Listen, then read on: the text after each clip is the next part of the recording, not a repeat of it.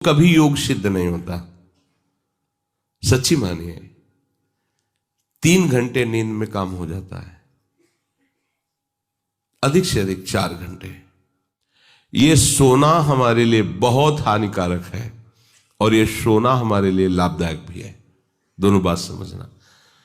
जिसका स्वभाव बन जाता है कि जहां बैठे वहीं सो गए, जहां बैठे, ऐसा हमने देखा है।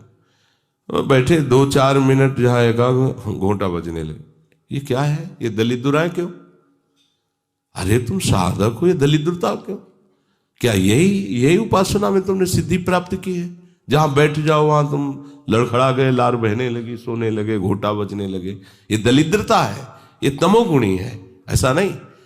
एक बार नींद को समय दिया है, 3 घंटे 4 घंटे, आ जाए तो आ जाने, उसको निमंत्रण नहीं देना, राधा राधा राधा, और जग कर फिर वैसे ही अपनी दिनचर्या, कोई भी फर्क नहीं पड़ना। आप अभ्यास कीजिए, कोई फर्क नहीं पड़ेगा। कई दिन बराबर जगने पर भी आपकी दिनचर्या पे कोई फर्क नहीं पड़ेगा। जो अपना स्वभाव बिगाड़ रहे हैं वो अपना नाश कर रहे हैं।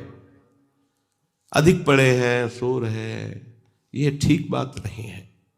बार बार जो अधिक पड़े रह करके सोने का अभ्यास किए हैं, वो कहीं भी रहे, उनको बार बार नींद सताएगी। पड़े रहने में जिनको सुखानुभूति हो रही, सोने में जिनको सुखानुभूति हो रही, वो भजन क्या करेंगे? जो ज्यादा नींद लेते हैं उनकी गाढ़ नींद कभी नहीं होती है। मतलब अब सो चुके, थक गए, ऐसा नहीं आएगा।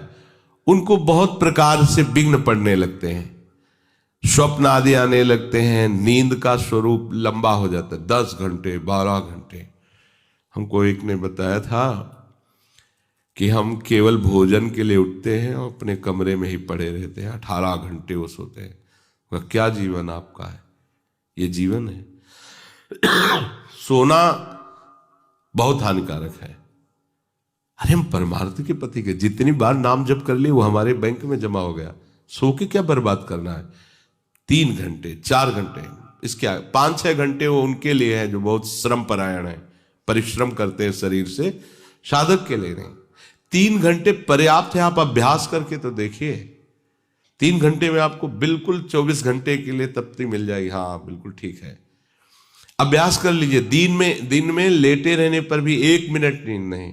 अभ्यास कीजिए। अभ्यास अमृत है और अभ्यास ही मृत्यु है। आपने जैसा अभ्यास कर लिया, अमृत का अभ्यास किया तो अमृत है, और मृत्यु का अभ्यास किया तो मृत्यु है। भोगों का अभ्यास करना, सोने का अभ्यास करना, प्रपंच में अधिक रुचि रखना, ये सब मृत्यु है। नामामृत, लीलामृत, रूपामृत, धामामृत, इसका अभ्यास करो, अमृत है ये। शरीर उसका बहुत सोने पर भी आलस्य से भरा रहेगा। आलस्य के कारण वो भजन में जे भी बैठेगा 2-4 मिनट में ही माला छूट जाएगा और नींद आ जाएगी। ऐसा दर्शन होता है। वो बहुत कोशिश करते हैं, हाँ बस ऐसे हो जाते। ये कैसे हो गया? तुम्हारा क्या अभ्यास है? ऐसे कैसे कोई हम पे ऐसे कैसे हावी हो सकता है? कोई हमारे ऊपर ऐसा कैसे शासन कर सकता है? चाहे नींद हो या काम हो या क्रोध हो, आप क्या हो? आप समझो, आप भगवान के अंश हो और आप इतना अधीन होते चले जा रहे हैं शरीर के। सत्संग हो रहा है, आप मुंह बगाड़ के सो रहे हैं। कीर्तन हो रहा है, आपको झटके नींद के आ रहे। धिक्कार है आपको जीवन को। आप साधक हो, आप उपासक हो, ये क्या हो रहा है? जहां आपको संपूर्णतया सावधान होकर चैतन्य रहना है, वो आप सो रहे हो। कैसी आपकी दिनचर्या, कैसी आपकी साधना है? आप हो क्या? विचार करना चाहिए। डांटने की विषय नहीं है, कोई तुम्हें जगाए विषय नहीं है। भगवत कृपा से जीवन में कभी अलार्म नहीं बजाया कि हमको इतने बजे उठना है, पता नहीं उठ पाए कि ना उठ पाए।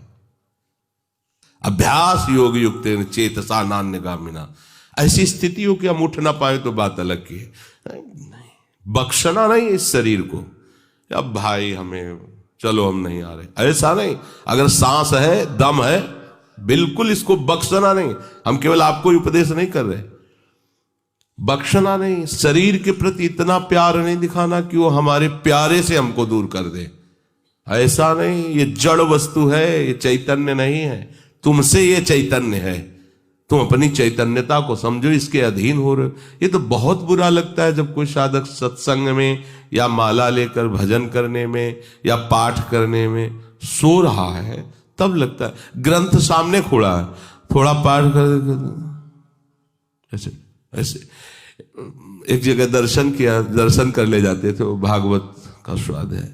वो श्री जी के सामने भागवत पढ़ते पढ़ते नाक और माथा पूरी भागवत में रख दिया, और 2500 लोग आ जा रहे हैं ऐसे। तो उनको जैसे कहते हैं, पंडित जी श्री हरिवंश, हाँ हाँ श्री हरिवंश। अब ये हो क्या रहा है, ये क्या हो रहा है? अगर आपके अंदर नींद है तो आप चैन से 1-2 घंटे सो लिए दीजिए और फिर बैठिए, चैतन्य होकर बैठिए। ये अपमान है शास्त्रों का। आप चैतन्य घन प्रभु के वचन पढ़ रहे हैं, आपको नींद आ रही, प्रभु की चर्चा हो रही, आपको नींद आ रही। कभी विषय चर्चा में आपको नींद आई? कभी फिल्म देखने में नींद आई? नौटंकी नाटक देखने में, रिश्ते नातेदारों से बात करने में, रिश्ते नातेदारों, आपका लड़का विदेश में रह रहा हो, उसकी कोई बात बता रहा हो, आपको नींद आएगी? नहीं आएगी। लेकिन अपने परम प्राण स्वरूप आत्म स्वरूप श्री प्रियालाल की चर्चा हो रही, आपको नींद आ रही है। अब हो क्या हो, जरा विचार करके देखिए। तो ये आलस्य के कारण उसके भजन में भारी बाधा हो जाएगी। उसका योग कभी सिद्ध नहीं होगा जो अधिक सोता है। सबसे प्रार्थना है, आप अपने लिए नींद का समय निश्चित करें अपने हिसाब से, शरीर का परिश्रम देख करके। अब जैसे जो उपासक रात भर सेवा में लगे रहते हैं, हम उनके लिए कहेंगे कि चाहे दिन हो चाहे रात हो, आप 4-5 घंटे आराम से सोइए। प्रार्थना है कि सोइए, क्योंकि आप जवान साधक हैं, सोएंगे तो आपकी इंद्रियां फिर भजन में लगेंगी। आप अपने को देखिए, यदि आप कोई सेवा बल वाली नहीं करते हैं तो 4 घंटे से ज्यादा आप नहीं गए। अच्छा उपासक 3 घंटे में हो जाता है। अब आप लोग देख लीजिए अपनी एक दिनचर्या